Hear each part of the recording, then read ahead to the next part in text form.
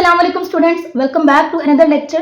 Today's lecture is lecture number 5, matter and its states. Lecture start करने से पहले आप सबसे रिक्वेस्ट है कि आप नोटबुक और पेन अपने साथ कैरी करें ताकि इंपॉर्टेंट की पॉइंट्स आप नोट डाउन करें, लर्निंग में आसानी हो सके.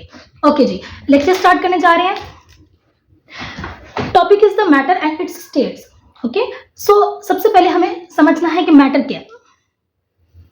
मैटर क्या, what is matter.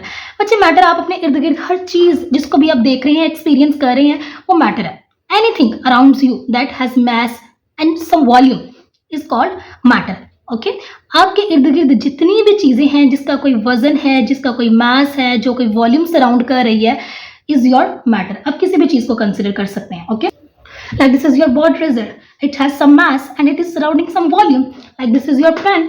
Okay, it has some mass and it is surrounding some volume. The oxygen gas present in this room and so on other gases, okay, the water and everything around you is matter. Okay, now let's categorize this matter. अगर हम देखें matter की अगर definition note down करें, anything that has mass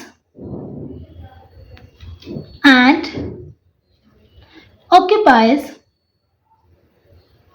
means घेरे, some volume मतलब ये कि वो कुछ जगह घेरे, is called matter. The most common definition of matter is this. Okay, now अगर हमने बात की this board razor, the oxygen gas and this pen and the liquid water or milk, everything is water. But अगर इनको देखा जाए तो liquid water is liquid, pen is solid and the oxygen gas is the gas. Okay, pen को देख लें, liquid water and the O2 gas. liquid water नहीं कहें, आप just water कहें इसको. ओके, अब अगर हम देखें this one is solid, this one is the liquid, this one is the gas. अब तीनों चीजें हैं तो मैटर, लेकिन मैटर की 3 different types, 3 different states. Okay, अब वो 3 डिफरेंट स्टेट्स किन रीजंस की वजह से हैं, क्या बेसिस है ऐसी जो कि ये 3 डिफरेंट स्टेट्स हमारे पास बनी, उनको हम डिस्कस करते हैं. ठीक है, classified matter, classified on the basis of. अच्छा जी, अब पार्टिकल्स क्या चीज है जी. तो अगर इसको देखें, जैसे एटम है, आपकी कोई भी चीज है उसका जो सबसे छोटा यूनिट है दैट इज एटम. ठीक है, तो आपके पास अगर कोई सॉलिड है, कोई लिक्विड है, उसके अंदर उसके कोई ना कोई मॉलिक्यूल्स, कोई ना कोई पार्टिकल्स मौजूद हैं जिनसे वो मिलकर बना है. लाइक अगर वाटर की बात की जाए तो उसके अंदर वाटर में हाइड्रोजन और ऑक्सीजन एटम्स मौजूद हैं. ऐसे ही अब उन हाइड्रोजन और ऑक्सीजन एटम्स के दरमियान किस तरह की इंटरमॉलिक्यूलर फोर्सेस हैं, उनके दरमियान डिस्टेंस कैसा है, अरेंजमेंट कैसी है इनके दरमियान, वो सारी चीजें हम डिस्कस करने जा रहे हैं. ओके, करते हैं. ओके जी, अब इन पॉइंट्स को डिस्कस करते हैं. फर्स्ट समझिएगा कि इंटरमॉलिक्यूलर फोर्सेस क्या है. इंटर मीन्स दरमियान, मॉलिक्यूलर मीन्स मॉलिक्यूल्स के दरमियान. Intermolecular forces are those attractive forces which are present between molecules. Okay, ऐसी फोर्सेस जैसे अगर हम देखें कि एक सॉलिड है, सॉलिड का एक मॉलिक्यूल, दूसरा मॉलिक्यूल, तीसरा, चौथा, सो ऑन मैनी. एक मॉलिक्यूल और दूसरे मॉलिक्यूल के दरमियान जो फोर्स ऑफ अट्रैक्शन है, जो इन दोनों को एक दूसरे के करीब रखे हुए है, उसको कहते हैं इंटरमॉलिक्यूलर फोर्सेस. इसी तरह लिक्विड में भी एग्जिस्ट करेंगी, इसी तरह गैस में भी, लेकिन इनकी स्ट्रेंथ डिफरेंट होगी. स्ट्रेंथ मीन किसमें कितनी स्ट्रांग है, किसमें कितनी वीक है, कितनी शिद्दत है, कितनी इंटेंसिटी तक है. स्ट्रेंथ समझ लें, ताकत मीन कि कितना बॉन्ड स्ट्रांग है in intermolecular forces. Okay, distance between particles. अब पार्टिकल्स के दरमियान डिस्टेंस कितना है, सॉलिड में डिफरेंट होगा, लिक्विड्स में डिफरेंट होगा, गैसेस में डिफरेंट होगा. अब डिस्टेंस के बाद इन पार्टिकल्स में की अरेंजमेंट कैसी हो जाती है. ओके, अब अगर हम इन तीनों को यहाँ पे कुछ ड्रॉ करते हैं तो वो कुछ यूं है.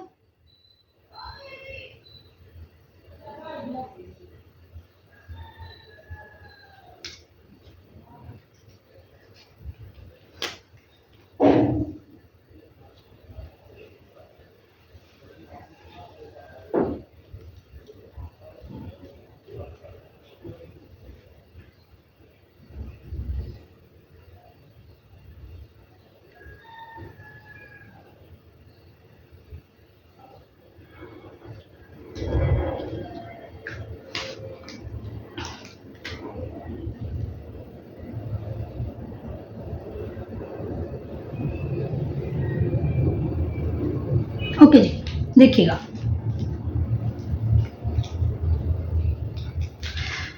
सॉलिड के पार्टिकल्स एक दूसरे के बहुत ज्यादा करीब होंगे। क्यों? सॉलिड्स में इंट्रामोलिकुलर फोर्सेस मैक्सिमम होंगी। मैक्सिमम मींस स्ट्रॉन्ग होंगी। स्ट्रॉन्ग होने की वजह से ये पार्टिकल्स, ये मॉलिक्यूल्स एक दूसरे के करीब आएंगे, इनके दरमियान डिस्टेंस बहुत कम होगा, ये एक दूसरे के क्लोजली पैक्ड होंगे। अगर आप इस सॉलिड को देखें, क्या आपको इसके पार्टिकल्स कहीं पे मूव होते हुए नजर आ रहे हैं? नो। इसका अगर स्ट्रक्चर बात किया, इसके अगर स्ट्रक्चर की बात की जाए तो इसका स्ट्रक्चर बहुत रिजिड है, बहुत कॉम्पैक्ट है। कहीं पे जा रहा है? नो। जो इसका डिफाइंड शेप है वही है। ठीक है। अगर लिक्विड की बात की जाए तो लिक्विड के जो पार्टिकल्स हैं एज कंपेयर टू सॉलिड वो दूर होते हैं। क्यों? उनके अंदर इंट्रामोलिकुलर फोर्सेस का जो की वैल्यू होती है एज कंपेयर टू सॉलिड कम हो जाती है। अगर गैसेस की बात की जाए तो गैसेस में और ज्यादा कम हो जाती है। क्लियर है? Intramolecular forces are maximum in solids but as we go it decreases. So इसी तरह से डिस्टेंस, जब बच्चे देखें, जब इंटरमोलिकुलर फोर्सेस ही स्ट्रांग होंगे तो वो पार्टिकल्स एक दूसरे के जब इंटरमोलिकुलर फोर्सेस ही स्ट्रांग होंगी तो वो पार्टिकल्स एक दूसरे के करीब आ जाएंगे। जब करीब आ जाएंगे तो ऑटोमेटिकली उनका डिस्टेंस कम हो जाएगा। तो दैट्स वाई कि सॉलिड के पार्टिकल्स में डिस्टेंस बहुत कम होता है। लिक्विड के पार्टिकल्स में as compare to solid distance थोड़ा ज्यादा होता है। एंड देन गैसेस के पार्टिकल्स की अगर बात की जाए तो क्या हमें पता चलता है अगर गैसेस के पार्टिकल्स को हम एक्सपीरियंस करना चाहें, क्योंकि गैस के पार्टिकल्स बहुत दूर दूर होते हैं। गैस के पार्टिकल्स की अगर बात की जाए तो गैस के पार्टिकल्स एक दूसरे से बहुत दूर होते हैं, क्योंकि इन पार्टिकल्स के दरमियान इंट्रामोलिकुलर फोर्सेस बहुत वीक होती हैं। अगर अरेंजमेंट की बात की जाए तो ये बहुत क्लोजली पैक्ड है। ठीक है। एंड लिक्विड्स रैंडमली मूव कर रहे हैं एंड देन गैसेस, और वो एक दूसरे से बहुत ज्यादा दूर है।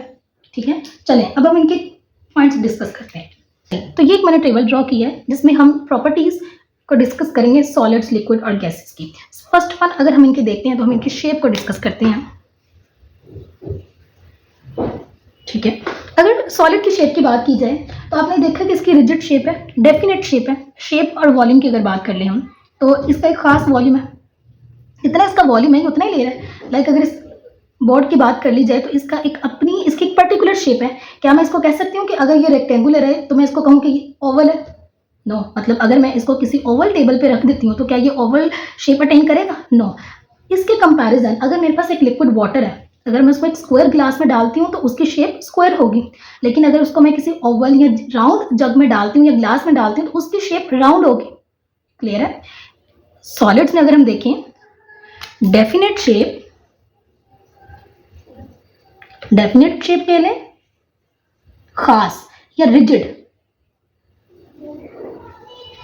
ओके। और अगर इनकी बात कर लीजिए तो नो डेफिनेट शेप, इनकी कोई खास डेफिनेट शेप नहीं होती। ठीक है। बल्कि but they take the shape of the container.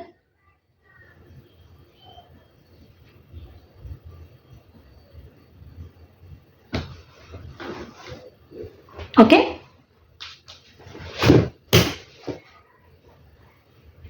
जबकि अगर गैसेस की बात कर लीजिए तो ऑक्सीजन गैस की क्या कोई पर्टिकुलर शेप है? मैंने कहा है कि ये किसी स्क्वायर शेप में हो सकती है या किसी भी, जिस तरह के सिलेंडर में हम इसको भी डाल देंगे ये वैसी ही शेप अटेन कर लेगी। ऐसे ही होगा ना। यहाँ पे अगर हम गैसेस को भी कंसिडर करें तो क्या गैसेस की कोई डेफिनेट शेप होती है? Never. No definite shape.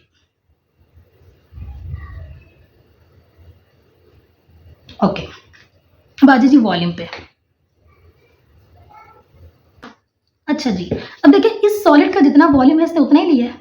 Volume मतलब जितनी इसने जगह सराउंड करनी थी उतनी ही की है। ठीक है। Definite volume.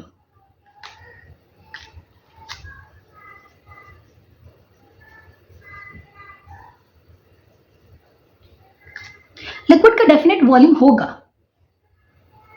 मतलब अगर मैं कहूं कि 1 dm क्यूब मैंने लिक्विड लिया है तो वो 1 dm क्यूब ही है। ओके।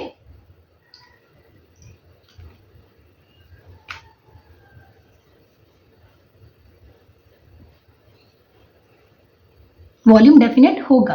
अगर इनकी बात की जाए गैसेस की तो गैसेस का वॉल्यूम डेफिनेट नहीं हो सकता, क्योंकि अगर मैं बात करूं, देखें कोई फिक्स्ड वॉल्यूम नहीं होता। क्यों? क्योंकि अगर हम गैस के कंटेनर को देखें तो यहाँ पे इसके पार्टिकल्स एक दूसरे से बहुत दूर हैं।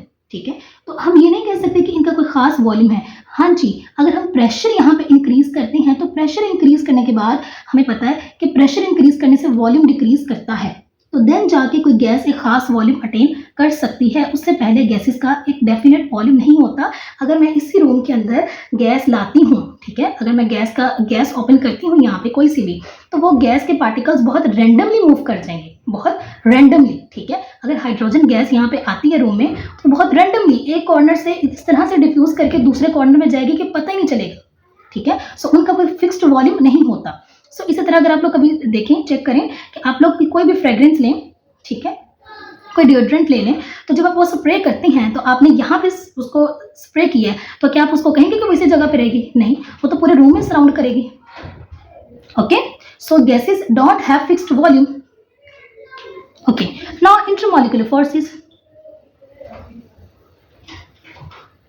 हमने पहले भी डिस्कस किया कि सॉलिड में इंटरमॉलिक्यूलर फोर्स स्ट्रांग होंगी as the particles of solids are very close to each other. अगर हम लिक्विड्स में बात करें तो intermolecular forces as compare to solids weaker होंगी, ठीक है। स्ट्रॉन्गेस्ट, सबसे ज्यादा स्ट्रॉन्गेस्ट यहां पे होंगी, अब यहां पे वीकर हो जाएंगी और यहां पे वीकेस्ट हो जाएंगी, क्योंकि अगर हम बात करें डिस्टेंस बिटवीन द पार्टिकल्स, ठीक है, तो यहां पे डिस्टेंस नहीं है। पार्टिकल्स ओनली क्या कर सकते हैं, देखें, एक पार्टिकल यहां पे, एक पार्टिकल यहां पे है, तो ये क्या करेंगे, ओनली ये वाइब्रेट कर सकते हैं about their mean positions.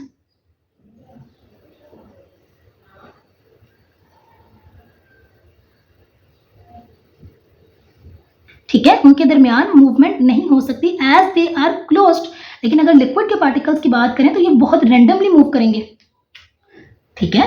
Liquid के पार्टिकल्स को अगर देखा जाए तो रैंडमली मूव,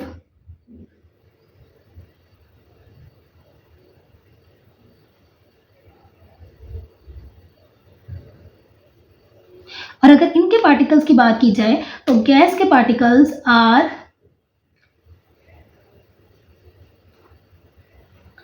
फार अपार्ट, बहुत दूर दूर हैं एक दूसरे से। ओके स्टूडेंट्स, उम्मीद है कि आप लोगों को समझ आ रही होगी, ठीक है। मगर हम यहीं से अरेंजमेंट को डिस्कस कर लें तो देखिए अरेंजमेंट क्या है, क्लोज्ड, पैक्ड, ठीक है, दे आर मूविंग रैंडमली। और अगर यहां बात की जाए तो अपार्ट है, ठीक है, ये रैंडमली मूव करते हैं, जबकि ये क्या करते हैं, सिर्फ और सिर्फ अपनी मीन पोजीशन से क्या कर सकते हैं, वाइब्रेट कर सकते हैं। देखें ये दो पार्टिकल्स हैं, ओके, तो ये क्या करेंगे, जस्ट वाइब्रेट, जस्ट वाइब्रेट। अगर कोई एक्सटर्नल हम ऊपर से फोर्स लगाते हैं, ओके। अब हम डिस्कस करते हैं डेंसिटी को। अब आप लोग यहां से पहले तो स्क्रीनशॉट ले लें, तो फिर आगे फर्दर हम डिस्कस करते हैं। सबसे पहले तो हम देखें कि डेंसिटी क्या है। Density is equals to mass over volume. That's mean कि अगर वॉल्यूम सेम रखते हैं और अगर किसी चीज का मास इंक्रीज करते हैं तो उसकी डेंसिटी भी एट कांस्टेंट वॉल्यूम, अगर हम वॉल्यूम को सेम रखें, अगर किसी भी ऑब्जेक्ट का मास ज्यादा है तो दैट्स मीन उसकी डेंसिटी ज्यादा है। तो अगर मास की बात की जाए तो सॉलिड्स का मास ज्यादा होता है, वजन, लिक्विड्स का थोड़ा कम और गैसेस का थोड़ा और कम, ठीक है। अगर हम लिक्विड यहाँ पे डेंसिटी का फैक्टर लेते हैं तो डेंसिटी हमारे पास मास के डायरेक्टली प्रोपोर्शनल होती है। सो दैट्स व्हाई सॉलिड्स की डेंसिटी सबसे ज्यादा होगी।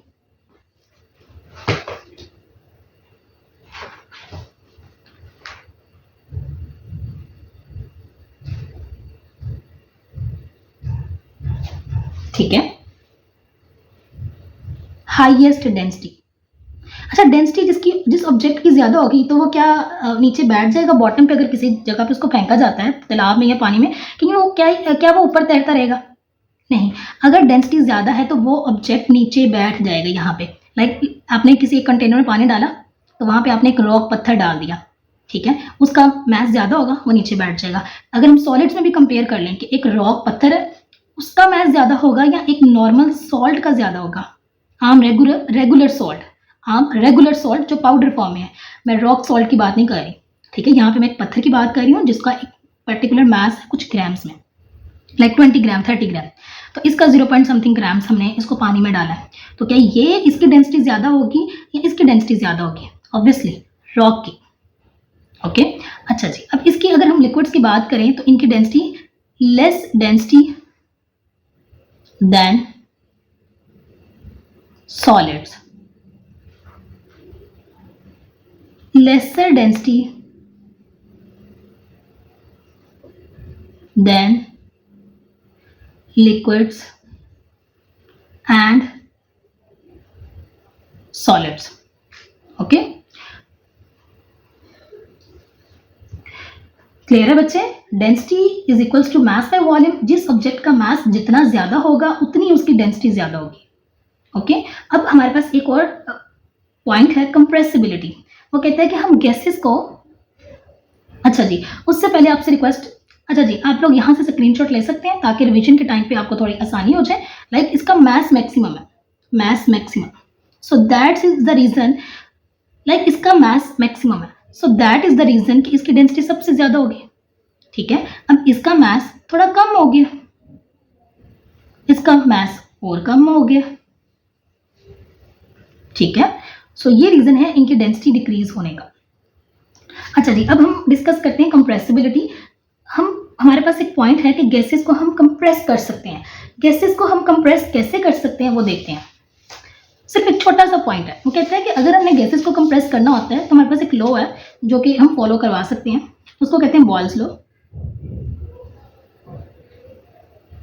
ठीक है, बॉयल्स लॉ क्या कहता है कि आप किसी भी गैस के ऊपर अगर प्रेशर अप्लाई करते हैं तो उस गैस का वॉल्यूम डिक्रीज हो जाता है। मीन्स के pressure and volume are inversely proportional to each other. ठीक है, आपने इस कंटेनर के ऊपर, इस कंटेनर में गैस थी और उसका वॉल्यूम था लाइक 6 dm³।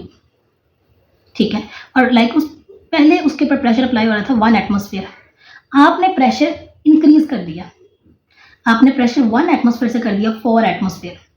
ठीक है, तो प्रेशर इंक्रीज करने से ये पिस्टन कुछ नीचे नहीं आ जाएगा, तो इसका वॉल्यूम 6 dm³ से 2 dm³ पे नहीं चला जाएगा।